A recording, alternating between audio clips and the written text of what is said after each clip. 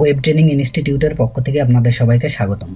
JavaScript tutorial সিরিজের আজকে আমরা স্ট্রিং লেন্থ এই মেথডটি নিয়ে আলোচনা করব। আমরা অনেক সময় স্ট্রিং নিয়ে কাজ করে থাকি এবং অনেক ক্ষেত্রে আমাদের স্ট্রিংয়ের লেন্থ বের করার প্রয়োজন হয়ে পড়ে। সেক্ষেত্রে আমরা এই লেন্থ মেথডটি ইউজ করতে পারি। তো চলুন আমরা এই লেন্থ মেথডটির কাজ দেখে আসি কিভাবে কাজ করে। তো এটা মূলত স্ট্রিংয়ের ক্ষেত্রেই কাজ করে এই string length মেথডটি।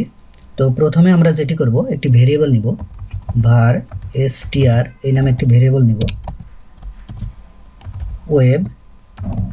Web training institute এই নামে একটি ভেরিয়েবল নিলাম।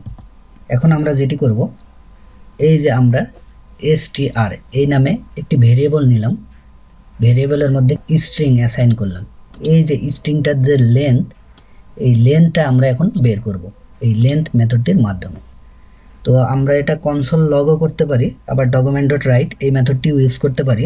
আমরা যেটি করব, document.write এই মেথডটি ইউজ করব। document.write আমরা এই ভেরিয়েবল নেম str.length এই মেথডটি আমরা দিয়ে দিব। আমরা দেখি কি প্রিন্ট আউট করে। এখানে দেখুন 22 প্রিন্ট আউট করছি। দেখি আমরা এখানে কতটা লেটার রয়েছে।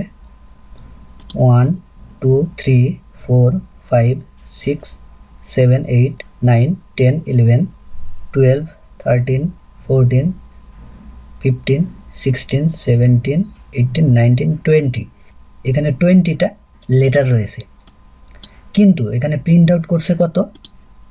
22। এর কারণ কি? এর কারণ হচ্ছে এই যে এই লেন্থ এই মেথডটা যেটি করে সেটি হচ্ছে এই লেটারের পাশাপাশি এই যে স্পেসটা রয়েছে এই স্পেসটাকেও সে কাউন্ট করে। এখানে স্পেস কয়টা রয়েছে?